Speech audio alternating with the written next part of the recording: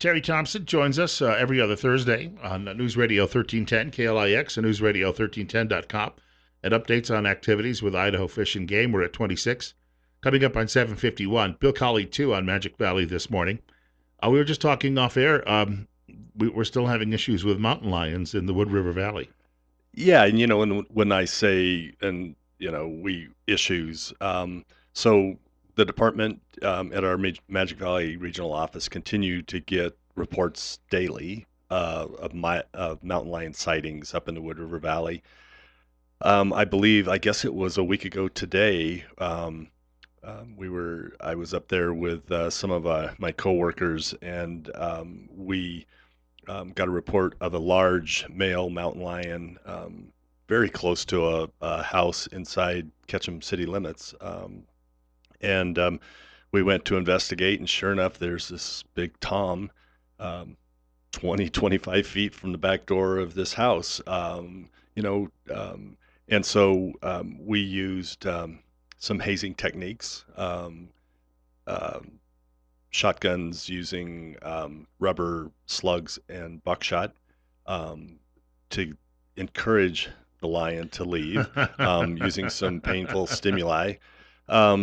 It quickly left the area on Thursday, and then on Friday it came back, and we again used the rubber shot and rubber slugs and buckshot and cracker shells to encourage it to move on again.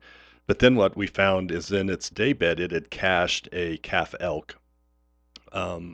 It was significantly consumed by the time on that last Friday. So our officers removed the carcass, and then, as far as I know, I don't believe we've received a report that the lion is back in its in that, at least that neighborhood. But so we're still encouraging people to let us know if they see mountain lions, especially if it's some kind of an incident or an encounter, and just give us a call there at the regional office at area code 208-324-4359.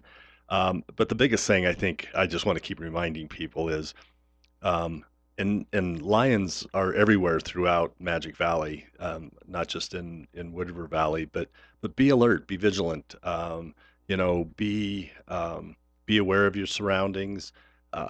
If you have pets, take them, and especially in areas where we have known mountain lions, walk them on leash, carry a big flashlight. We're actually encouraging people in the Wood River Valley, if you walk your pet in early mornings or in the evenings, carry bear spray, because we're very concerned about public safety. We will continue to monitor situations and react as appropriate for whatever happens up there. We've got a caller. Caller, you're up next. You're on the air on KLIX. Go ahead. Hey, good morning, Bill from sunny Arizona. You guys got on the right subject I wanted to talk about. Down here, they had 3 cougars that actually fed off of a dead human body. They didn't kill the human, but they fed, and they're not a scavenger as a rule. So some of their behavior down here is changing. And the Wood River deal's the same thing with the Californians, and they move in and they want to pet them. They don't want to shoot at them, and they're gonna have a mess up there. And then they're gonna blame the fish. Then they'll blame the Fish and Game when something happens, but yet they want to pet them. Yeah, we're definitely not endorsing getting anywhere close to a lion. Yeah, very much so. And I had read that Arizona actually euthanized those 3 cats. But he brings up a really good point, that one of the things we are starting to see up in the Wood River Valley is behavior that we would consider not typical of lions. They're out in the middle of the day. They are on porches of houses, and so, we've had many discussions internally about why this all may be happening, and we do have what appears to be growing populations of deer and elk that are resident in the valley.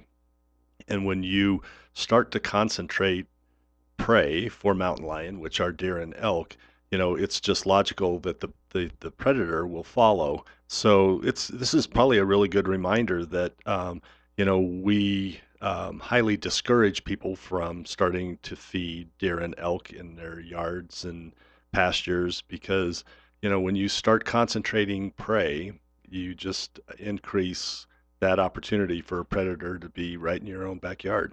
I want to thank him for the call. Obviously, he's probably in an area where it's a little sunnier and Yeah, warmer today. I'm a little jealous. Yes. Hey, two things you still wanted to mention: deer surveys and capture and waterfowl survey.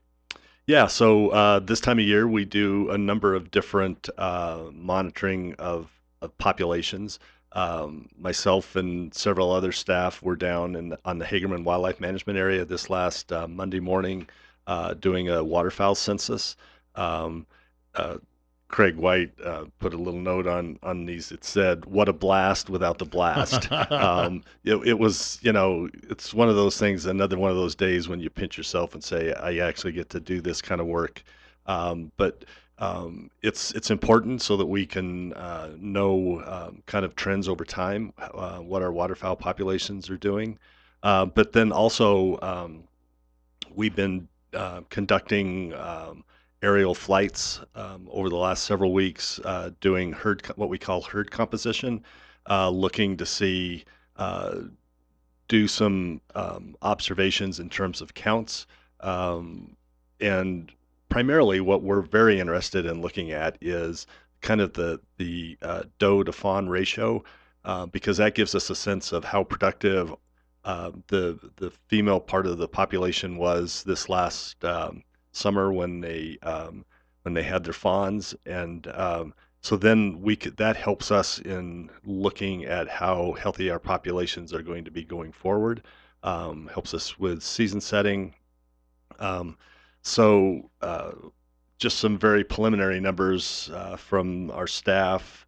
The doe to fawn ratio in the Smoky Bennetts probably a little lower than what we were hoping for, about on average 41 fawns to does. South Hills very strong, on average about 76 fawns per 100 does, and in the Bannocks, good numbers again, 58. So there, as in all wildlife, there are some areas that are more productive or maybe had different overwintering conditions. But we also have put radio collars on a number of different fawns across southern Idaho. Again, that we because we're actually able to put hands on these animals, we can collect some biological data, and then we'll actually be able to track those fawns over time. And some morning on the way to work, I'll strain one of them through the grill of my car. I hope not. We want to thank Terry Thompson from Idaho Fish and Game. We'll see you again, I think, first Thursday in February. Yes. Is it that late in the month already? Yeah, it is. Isn't it just flies by? Yeah. My life is just passing before my eyes. That sounds good. Always enjoy being here. We've got a break for news at 8 o'clock. I wanted to mention we've got Twin Falls County Sheriff's Office coming up at 8:30. It's 27 at 7:59.